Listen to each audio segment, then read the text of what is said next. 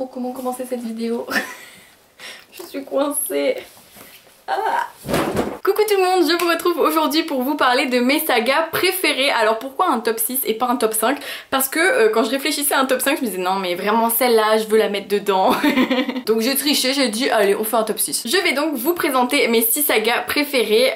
Je vais pas vraiment faire d'ordre de préférence parce que c'est vraiment difficile de les classer. J'espère que ça vous plaira et que ça vous donnera envie de les découvrir. Bon, même si je sais que les sagas c'est toujours difficile parce qu'il y a plein de tomes. Vous l'avez vu au début de la vidéo, ça faisait beaucoup de livres en tout. Je commence par vous parler de L'Élite de Joël Charbonneau, publié aux éditions Milan dans l'ancienne collection qui n'existe plus je crois, Macadam. L'Élite c'est une série mais vraiment qui pour moi est sous-cotée, c'est-à-dire que tout le monde devrait la lire parce que vraiment elle est trop bien, c'est une dystopie de malade. Je sais qu'il y a eu vraiment une période où on avait des dystopies tout le temps et c'était un peu lourd parce que bah, tout se ressemblait et tout, mais vraiment L'Élite j'ai adoré et j'ai trouvé que c'était hyper bien maîtrisé comme histoire. Et c'est l'histoire de Sia qui vit dans un monde où, bon bah comme dans toutes les dystopies, inégalité, blablabla, et Sia elle veut aller à l'université parce que quand on va à l'université on atteint l'élite, mais pour cela il faut passer un test et ce test a l'air d'être vraiment une épreuve très complexe où les candidats clairement n'ont pas forcément de sécurité assurée et j'avais trouvé cette histoire mais incroyable. Et surtout il y a 3 tomes et en fait ce que j'adorais dans cette histoire c'est qu'à la fin de chaque tome on a vraiment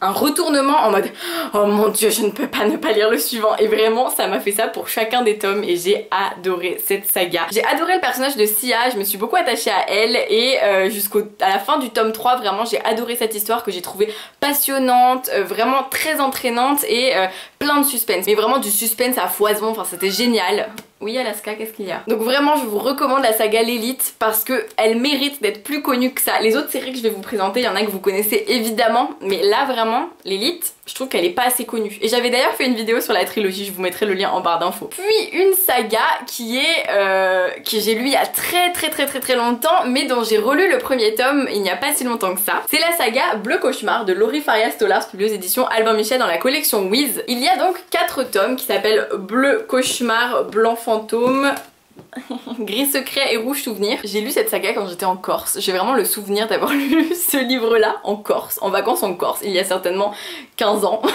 J'abuse un petit peu. Mais honnêtement, je les ai lus, je devais avoir... ouais, c'était il y a 10 ans. Et donc c'est l'histoire de Lucie qui va peu à peu se rendre compte qu'elle fait des rêves prémonitoires jusqu'à ce que ces rêves prémonitoires commencent à concerner ses amis et jusqu'à ce que ça devienne de plus en plus bizarre et dangereux. Elle sent que tous ses rêves et ses cauchemars vont devenir réels et ça lui fait peur, donc elle va essayer de protéger ses amis. Et j'avais adoré cette histoire parce qu'en fait on est vraiment sur une ambiance un petit peu magie, mais un peu... je sais pas comment vous dire, vous savez que j'aime pas trop le fantastique tout ça, mais là c'est vraiment très... ça reste quand même ancré dans le réel et elle fait beaucoup de rituels avec des bougies, des senteurs et tout, et j'avais adoré. Quand j'étais ado, j'étais juste à fond, je me disais waouh c'est trop bien, moi aussi je veux avoir des bougies partout et tout. Mais vraiment c'est une histoire qui est pleine de suspense et d'action.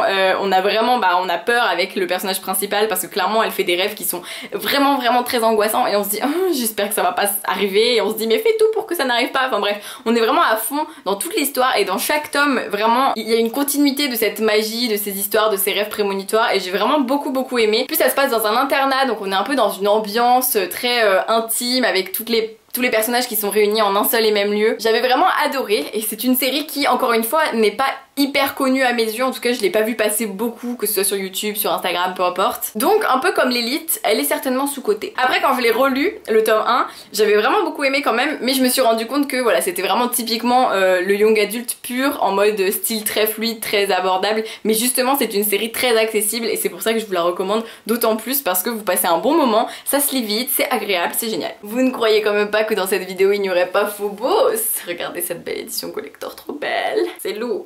Évidemment que j'ai mis Phobos dans cette vidéo parce que Phobos c'est clairement, honnêtement, de toute la sélection là, je crois que c'est ma série préférée. Enfin vous allez voir qu'il y en a qui... enfin bref, vous allez voir. Mais Phobos, clairement c'est la série actuelle du moment qui est sortie récemment que je vous recommande. Mais vraiment, Phobos c'est l'histoire de 6 garçons et 6 filles qui vont partir sur Mars à bord de vaisseaux spatiaux. Et en fait c'est mêlé à une histoire de télé-réalité dans le sens où ils vont être filmés 24 heures sur 24 et ces 6 filles et ces 6 garçons vont se rencontrer dans un vaisseau commun où ils font des sortes de speed dating pour se rencontrer et savoir avec qui ils vont se mettre en couple à l'arrivée sur Mars et avec qui ils vont copuler, avoir des enfants pour ensuite faire la première génération martienne de Mars. Sauf qu'il va y avoir des petites péripéties et que ce voyage ne semble plus si serein qu'il ne devrait l'être. Et j'ai adoré cette histoire. Il y a 4 tomes. Les 4 tomes, je les ai juste dévorés. Enfin, je veux dire, vraiment, Victor Dixon a ce don à mes yeux de réussir à nous accrocher à ses récits et à ses personnages. Vraiment, les personnages de Victor Dixon sont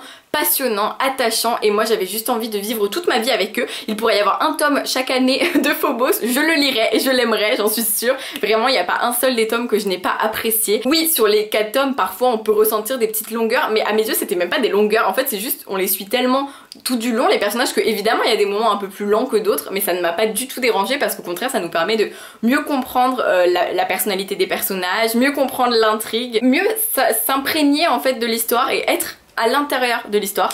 Et honnêtement, quand on finit Phobos, on n'a qu'une envie, c'est de prendre un vaisseau spatial et d'aller sur Mars quoi, et de vivre avec ces personnages plein d'aventures et bon, plein de péripéties aussi, parce que je vous le dis hein, quand même, il se passe plein de trucs et il y a aussi plein d'angoisse, plein de peur, de tristesse et tout, mais c'est vraiment un mélange énorme d'émotions et c'est surtout mais clairement passionnant. Enfin vraiment, c'est la série où quand on commence, on peut pas lâcher quoi. Bonjour Alaska, je vous dérange pas? Et je vous parle de Nil. Nil, c'est une trilogie que j'ai adorée. C'est de Lynn Matson, publié aux éditions Pocket Jeunesse. Nil, c'est trop bien. C'est l'histoire d'une fille qui va, en gros, je sais pas si elle... Ouais, enfin, elle s'endort et elle se réveille sur une île un peu paradisiaque quand même.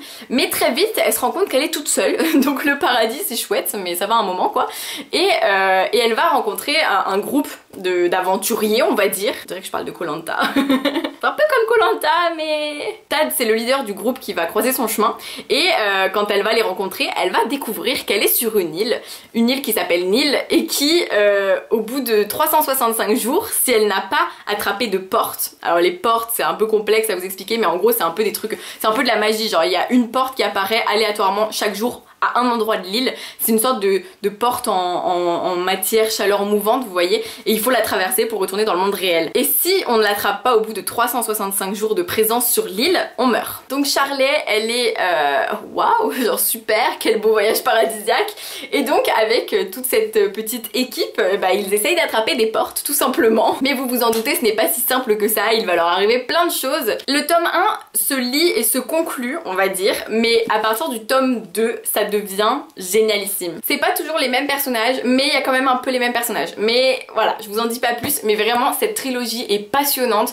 J'ai adoré parce qu'il y a une dose d'action mais hallucinante, vraiment ça ne s'arrête jamais. Moi c'est ce que j'aime beaucoup dans les sagas en fait, j'ai besoin et que les personnages soient intéressants, attachants et que l'intrigue soit géniale, sinon j'accroche pas et là vraiment j'ai totalement accroché. Puis même le concept est génial je trouve, enfin vraiment ils sont en mode faut chercher une porte quoi et c'est une course perpétuelle contre la montre et surtout il y a des nouveaux personnages qui arrivent au fur et à mesure sur l'île parce qu'en fait ça ne s'arrête jamais l'arrivée de personnes sur l'île et il faut que les dés poursuivent. Puis on arrive aux 2 sagas classiques Hunger Games de Suzanne Collins. Oh comme c'est étonnant, je suis trop fan de Hunger Games, mais ça je suppose que vous le savez, je vous en ai déjà parlé, mais c'est vrai que ça fait longtemps que je vous ai pas parlé de Hunger Games sauf avec ma lecture en VO. Et donc Hunger Games c'est une série que j'ai adorée qui raconte l'histoire de 12 districts, bien sûr un peu du plus riche au plus pauvre, donc le district 12 c'est le plus pauvre, et on va suivre le personnage de Katniss qui vient du district 12 et chaque année des Hunger Games ont lieu qui réunissent tous les districts et on va choisir au hasard un homme et une femme de chaque district au hasard qui vont disputer les Hunger Games qui sont des jeux de la faim comme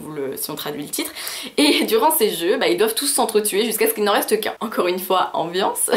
Et Katniss c'est sa petite sœur qui va être choisie pour les Hunger Games, donc elle va se porter volontaire pour prendre sa place et la voilà partie pour les Hunger Games. Super. Hunger Games c'est vraiment la série ultra addictive, encore une fois ça marche hyper bien, on ne peut pas s'arrêter, enfin je veux dire c'est quand tu commences le livre tu ne peux plus t'arrêter, mais même à la fin de chaque livre t'as juste envie de continuer la suite, enfin vraiment ça ne s'arrête jamais, l'action, le suspense, le mystère, l'intrigue, c'est trop bien, j'ai adoré et même si c'est assez sanglant je trouve que ça va quand même, en fait c'est assez dur évidemment, il faut le savoir, c'est quand même des jeunes qui s'entretuent, mais c'est aussi plus que ça, c'est toute une histoire de révolte, de politique et qui s'accentue avec le tome 2 et le tome 3 évidemment, et j'ai vraiment beaucoup aimé cette saga dans son ensemble. Vraiment il n'y a pas un tome qui m'a déçu encore une fois plus qu'un autre, même si j'avoue que les gens qui l'ont lu sauront pourquoi, mais j'ai vraiment préféré les 2 premiers parce que les jeux sont au centre, on va dire, et j'adore ça. C'est hyper glauque. Je suis un peu sadique, j'ai l'impression, mais vraiment je trouve que Hunger Games c'est vraiment un concept trop bien. Mais voilà, j'adore. Et enfin, Harry Potter. Alors attendez, parce que... Alors ça c'est le gros bazar, je n'ai pas une seule collection Harry Potter complète dans la même édition. C'est-à-dire que j'ai le tome 1, 6, 7 en poche, folio. J'ai le tome 2, 3... 4, 5, mais là il me manque le 4 parce que mon copain est en train de le lire et que c'est là-haut et qu'il dort. Bref. Donc ceux-là je les ai en grand format, donc ça j'ai pas la collection complète. En VO j'ai que le tome 1 et 2 en format normal. En collection collector j'ai que le tome 1 dans la couleur des 4 maisons. Et en collection illustrée j'ai que les 4 premiers tomes en VO illustrés. Donc pour l'instant je n'ai pas de collection complète uniforme d'Harry Potter. J'ai honte mais c'est la vie. Alors évidemment je ne pouvais pas faire cette vidéo sans vous parler d'Harry Potter parce que très clairement pour moi c'est la série, c'est juste la saga, je ne peux pas ne pas la mettre dans ce top parce que c'est vraiment la saga qui m'a... Enfin, que j'ai lu d'une traite, une des premières d'ailleurs que j'ai lu d'une traite, que j'ai adoré, que je ne peux que vous recommander parce que c'est un monde qui m'habite depuis presque ma naissance et pour lequel je suis encore habitée à mon âge et j'espère que je le serai encore plus tard aussi. J'espère aussi que mes enfants aimeront Harry Potter. Bon, si vous ne connaissez pas Harry Potter, c'est l'histoire de Harry qui est un garçon comme les autres, qui vit dans sa famille un peu insupportable parce qu'il vit chez sa tante et son oncle parce qu'il a perdu ses deux parents un jour, un monsieur vient le voir et lui dit Harry tu es un sorcier, viens à Poudlard l'école de magie. Et donc il va suivre ce monsieur et ils vont aller à l'école de magie. Donc Harry se découvre qu'il est un sorcier et il va vivre sa première année d'études à Poudlard. Il va lui arriver plein de choses, il va rencontrer plein de personnages géniaux. Et ça continue sur 7 tomes absolument géniaux. Il n'y a pas un tome moins bien que les autres. Les films sont tout aussi géniaux aussi. Et vraiment, c'est juste la série de ma vie. Sincèrement, en les relisant, en les revoyant, même en film, je trouve que c'est vraiment un univers exceptionnel que J.K. Rowling a créé. Et vraiment, il n'y a rien à redire. Enfin, je veux dire... Quand tu lis, tu te dis mais tout est si bien trouvé, tout est si beau, si joliment décrit, si bien... bref, c'est génial. Il y a rien qui... Y a rien qui marche pas, j'adore cette série, vraiment je suis complètement fan d'Harry Potter, j'adore. D'ailleurs si jamais ça vous intéresserait que je vous fasse une vidéo sur tous mes objets Harry Potter, une vidéo un peu sur l'univers d'Harry Potter, n'hésitez pas à me le dire en commentaire. Je sais même pas quoi vous dire sur cette série parce que je suis sûre que vous êtes la plupart à l'avoir déjà lu, si vous ne l'avez pas lu, shame on you. Si vous ne l'avez pas lu, il faut y remédier d'ailleurs. Surtout que vraiment, en commençant par le tome 1, il y a genre 260 pages, vous n'avez aucune excuse, vous devez découvrir Harry Potter, au moins le tome 1. Après si vous aimez pas, c'est votre problème, je vous jugerai, mais c'est votre problème. Mais vraiment, Harry Potter, c'est la série que je pourrais lire et relire à jamais. D'ailleurs, les séries que je vous ai présentées aujourd'hui, je pourrais les lire et les relire. C'est vraiment des séries où je sais que si je les relis, je vais passer un très bon moment, je vais être à fond, je vais être hyper passionnée, même si je les ai déjà lues et que je sais la plupart des choses.